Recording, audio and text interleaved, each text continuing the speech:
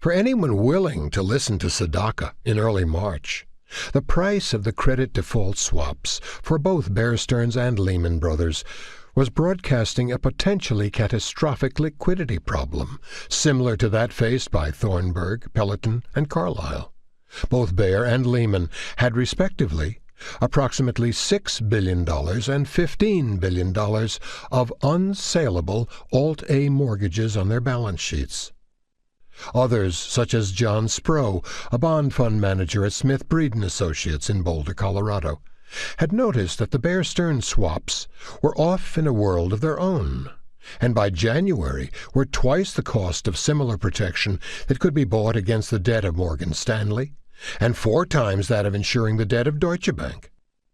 Enter Lehman and Bear Stearns, Sedaka continued in his March column. Lehman reportedly has 2 times its capital in CMBS, commercial mortgage-backed securities, and nearly 5 times its capital in hard-to-price securities. Hard to price in my book equates to hard to sell. Bear Stearns is actually in worse shape. It has irritated so many clients that its business model is broken. What would happen if you told it to sell its hard-to-price bonds? The company couldn't. No one has the balance sheet to absorb it, so you can see the vicious cycle developing. Sedaka explained how the cost of insuring the obligations of Lehman and Bear Stearns, the credit default swaps, had increased dramatically in a month.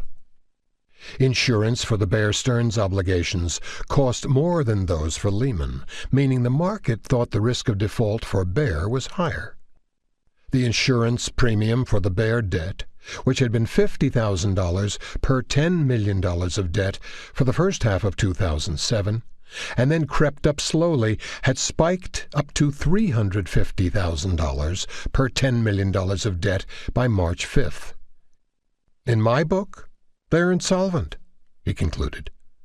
I feel bad for all my friends that work there, but I did the Drexel Burnham stint, and I saw my stock go to 0. It can happen. Quickly. Sedaka seemed unconvinced by Bear's announcement the day before, on March 4th, that it would release its first quarter 2008 financial results on March 20th, which would show the firm had available liquidity of $17.3 billion and had made a profit for the quarter of $115 million, a turnaround of sorts from the first quarterly loss in its history, $857 million. In the previous year's first quarter, the firm had earned $554 million. Nothing seemed amiss at Bear, but some inside the firm were very scared indeed.